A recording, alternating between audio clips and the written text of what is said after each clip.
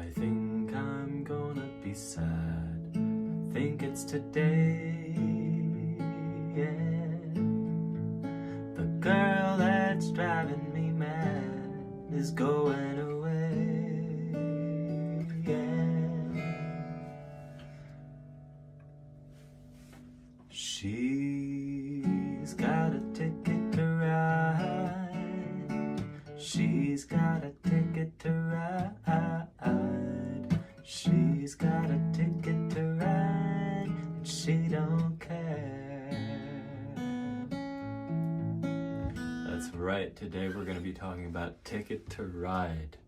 I want to start by covering the verse a little bit because it's very interesting. It's got a 1 outside the scale note, and it's got deceptive cadence in there as well. Check this out.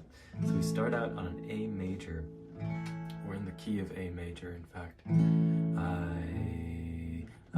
think I'm gonna be sad.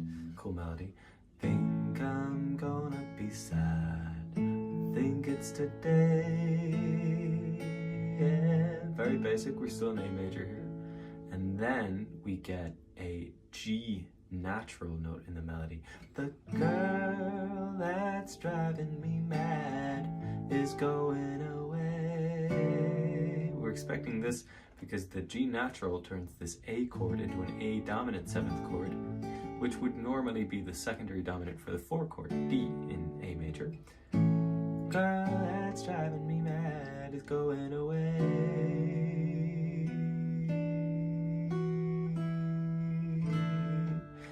So that's what we're expecting, except we get a B minor chord. Very cool. Deceptive cadence, an example of a deceptive cadence here. Girl that's driving me mad is going away. Yeah. So we get a 2, 5, and then we get another deceptive cadence here as this E7 doesn't resolve back to the 1.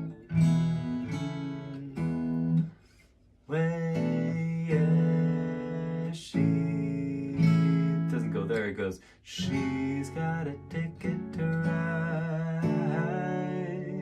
And now the chorus is extremely cool. I'm just gonna hide the chat over here. There we go.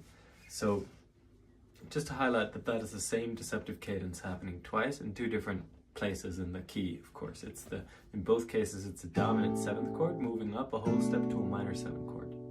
So we got an A7 moving up to a B minor 7 deceptive cadence, and we got an E7 moving up to an F sharp minor 7, also a dominant 7th chord moving up a whole step to a minor 7 chord. Again, A7, B minor 7, E7, F sharp minor 7. I'll play that to you again. I think I'm gonna be sad. I think it's to dead. She's got a ticket to ride. Very spicy. Let's talk about the chorus for a second. What's going on here harmonically? Basically, we go to the relative minor key to A major. We go to F sharp minor for the chorus. She's got a ticket to ride. She's got a ticket to ride.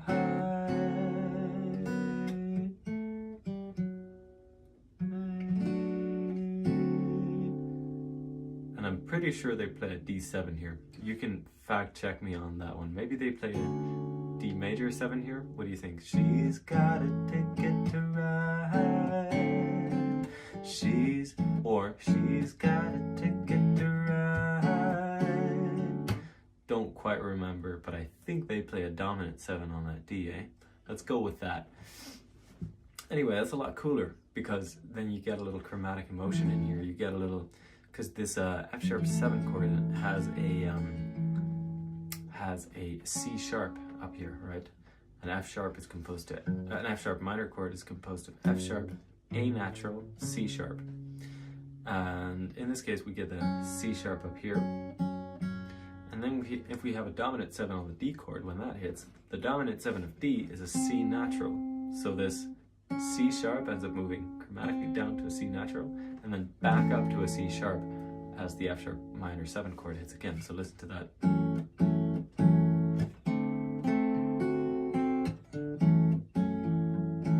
Very cool. And they could have gone with this D chord twice. And they could have gone, she's got a ticket to ride. She's got a ticket to ride. But they don't do that. Importantly, they do a borrowed chord over here, which makes things very much more interesting. So much more interesting. Sorry, my English broke down today for some reason. They got a, she's got a ticket to ride. No, she's got a ticket to ride. How much cooler is that than she's got a ticket to ride? Lame. She's got a ticket to ride. So much more color in that one. That's the flat 2 borrowed chord from F sharp Phrygian. She's got a ticket to ride. And we're singing some serious upper structures on this G chord. We get the major 7, 6, and sharp 11 in the melody. And this is a pop song. This ain't jazz.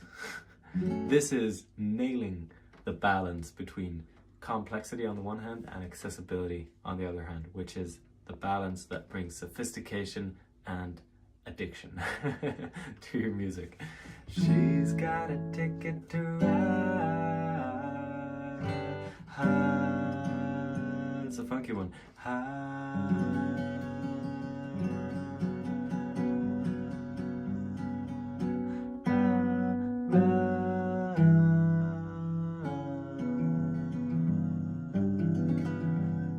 Very cool. She's got a ticket to ride. She's got a ticket to ride. She's got a ticket to ride. Another crazy outside the scale blue note here. We get the sharp 9 on this E7 chord. Ride, and she don't care. Ride.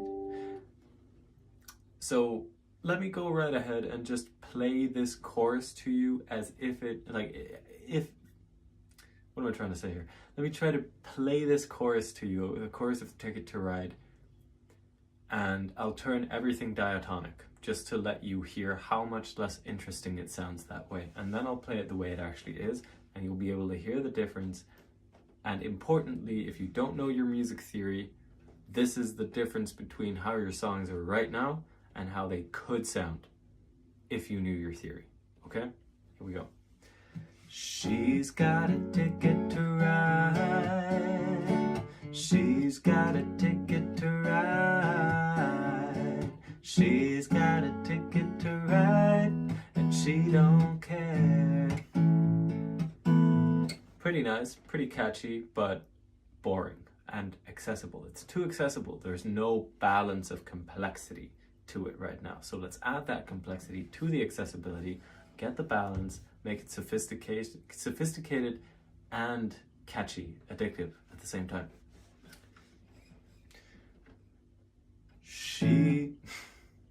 She's got a ticket to ride. She's got a ticket to ride.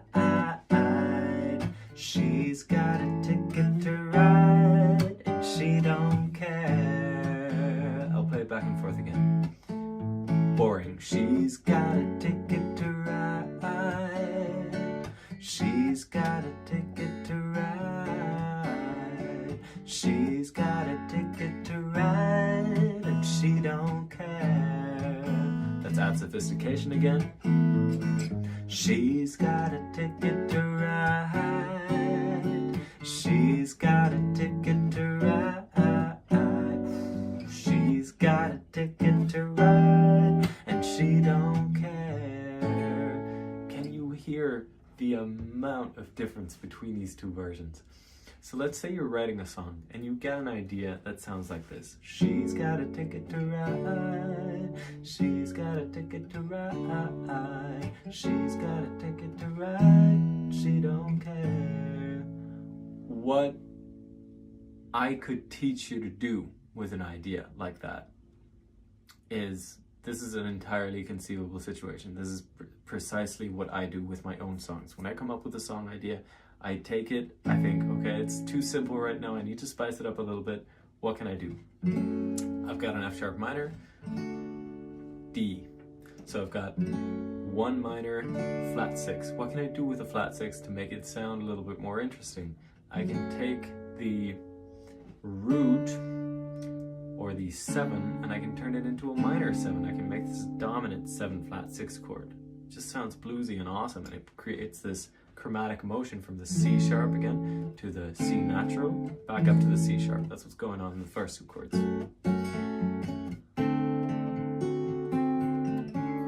got ba ba ba as opposed to ba ba ba, which is also cool, but it's not as spicy. Ba ba ba, and then we get this one just breaks my heart every time. Flat 2 borrowed chord. Again, simple fix. You get this melody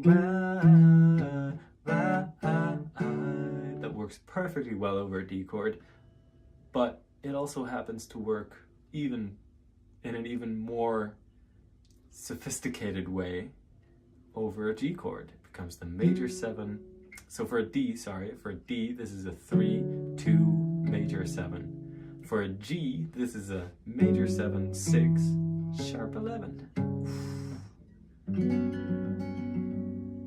Listen to how much more interesting this melody sounds on top of a G chord as opposed to a D chord. Right versus right, high, right. No comparison. She's got a ticket to ride. Boring. She's got a ticket to ride. Spicy. So awesome. So that's what you do. You take a simple song idea and you spice up the chords instead of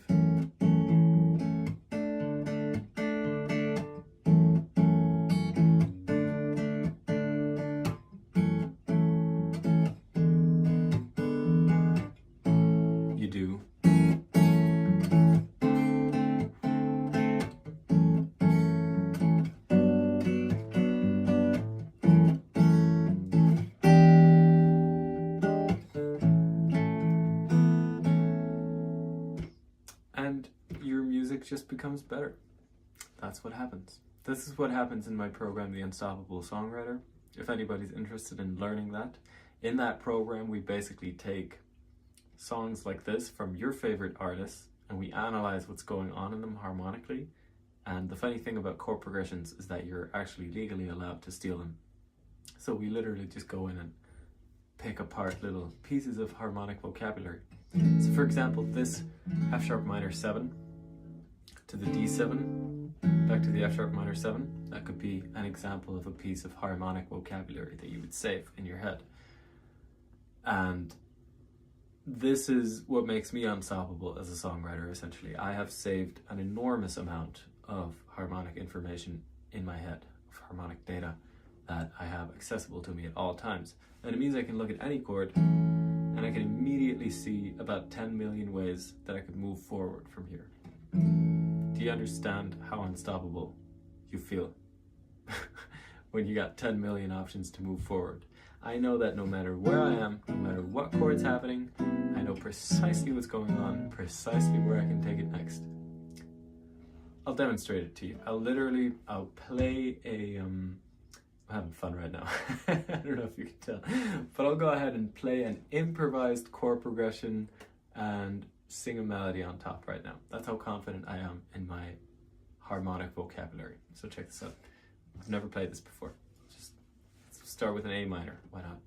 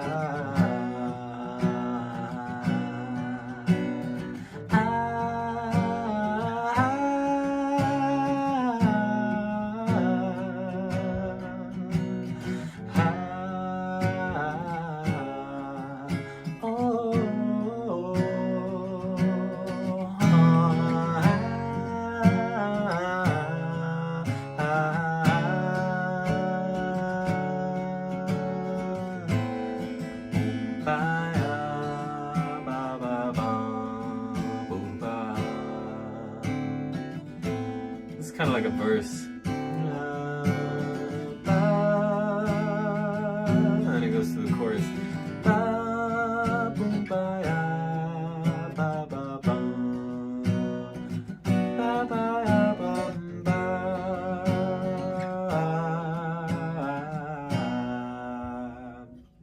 Anyway, that was an improvised melody and chord progression right on the spot. That's what happens when you know your theory. You can make stuff up without thinking about it too much. And you can just be confident in your ability to make anything happen from anywhere. It doesn't matter what chords you got, you know precisely what you got, where you can take it next. So those of you who just joined the stream right now, I would recommend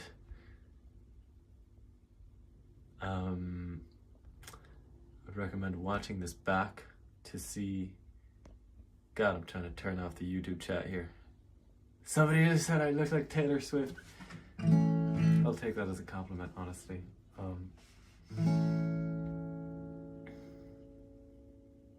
Yeah, I just broke down a Beatles song and the process for how to make your harmony more interesting. You take little pieces of harmonic vocabulary that you've saved in your head.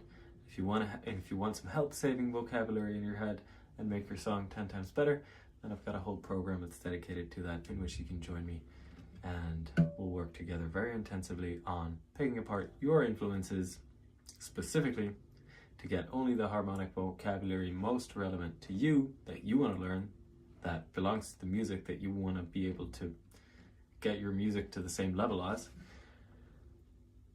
And it's called The Unstoppable Songwriter. And I think that's it for today. I think I'll end with a little song. Why not? I feel like playing a song right now. I just work myself up. I get so excited talking about music theory.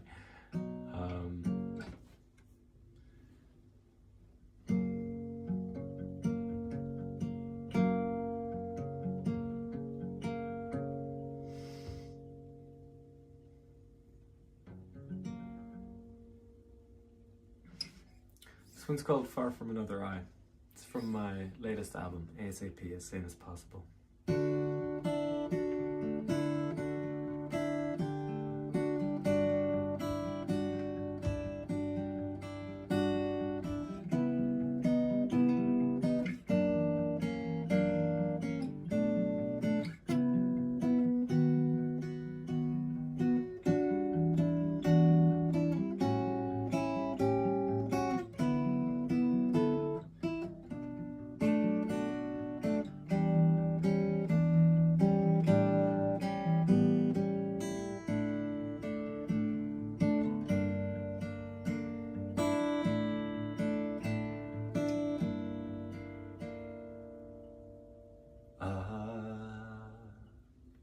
Cage deters a life, both hers and his.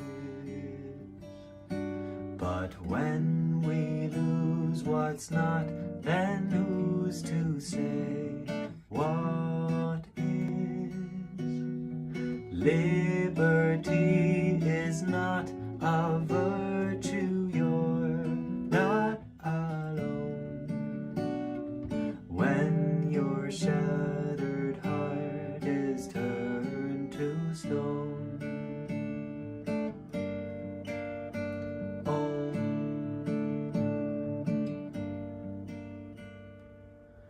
in our core we want the war to cease, but peace of mind can only find a mind of peace. Suffering is not a given, don't be afraid. All you once called yours will be unmade.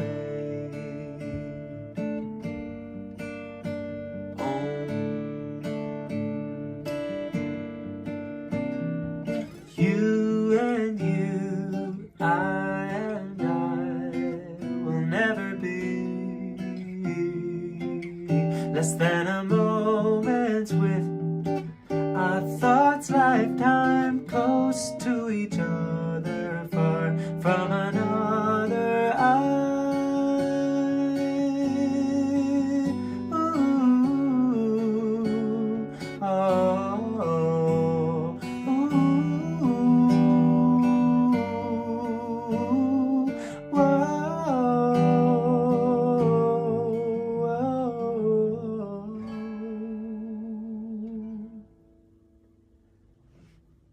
Seek repose, we say to those who care, but you won't find that they're here, there, nor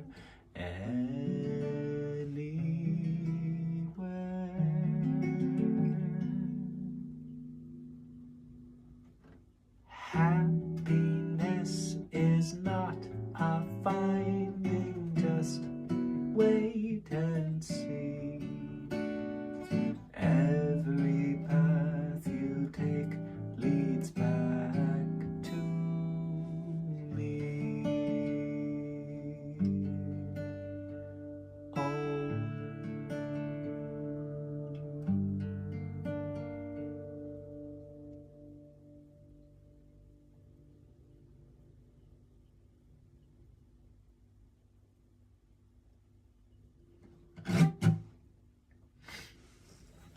Thanks for joining the live today, guys. Oh, and do join me next week for the free online songwriting retreat, Sacred Songwriting Sanctuary. I would love to see you in there if you want to learn the rituals, the daily rituals that are going to set you up for success, how you can believe in your song ideas enough for them to not end up in the digital graveyard that is the voice memos app of your phone, and actually finish them.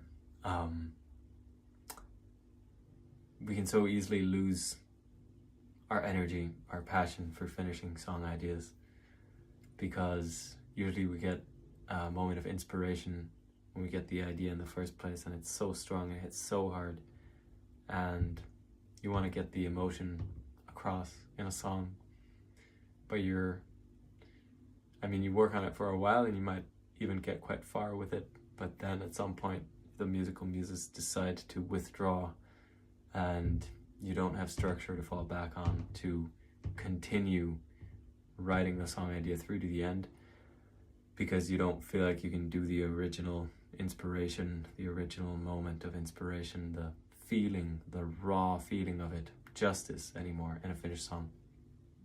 And as hard as the original moment of inspiration hits, well, that much harder the desperation, the frustration of not being able to do the feeling justice in a finished song hits even harder. So if you want to do something about that for free, get an opportunity to work with me on your songwriting, doing this free online songwriting retreat next week, just comment sacred on any of my recent posts or visit my Instagram stories, and I'll see you Thursday through Saturday next week, December 19th through 21st. I'd be super excited to have you with us. Mwah. See you on the next live, guys.